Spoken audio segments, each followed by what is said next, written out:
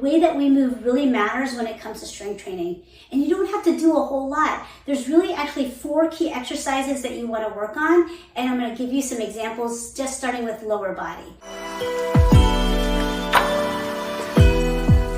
Generally speaking, when we do squats, we go wide with our feet and we turn our feet up. And that is a good starting point. So you want to keep your spine tall, lower down at your hips, your knees, and your ankles, and then stand back up. So when we do that, you want to maintain tall position and lower down and up.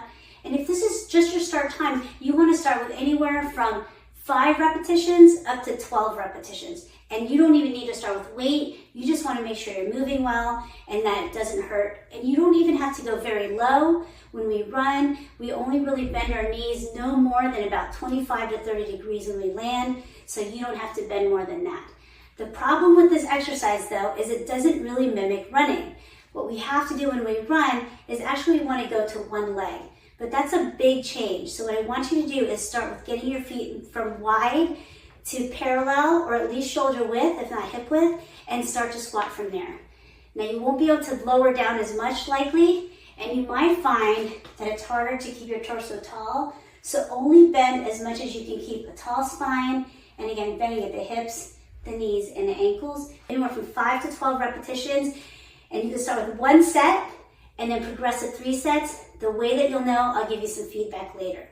And then finally, after you are able to do a wide set, a narrow set, you want to progress to one-legged. And that's really going to work where you're going to work on your balance. So one thing you could do if you're struggling with your balance is use the opposite leg to spot you. So you lower down and up. Again, everything stays the same. That's a nice thing.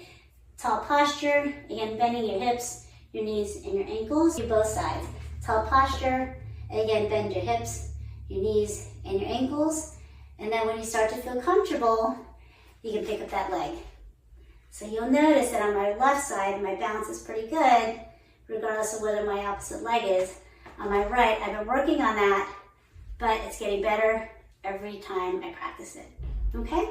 So that's squats. Adding the strength training can really be a huge component to improving your performance and keep running for as long as you want, especially for marathons. Again, any questions on doing that, please don't hesitate to reach out. The last thing you want to do is get hurt because it'll hold you back. So start off a little bit slowly, add as you progress, and then again, reach out if you have any questions or concerns. Good luck and just get started.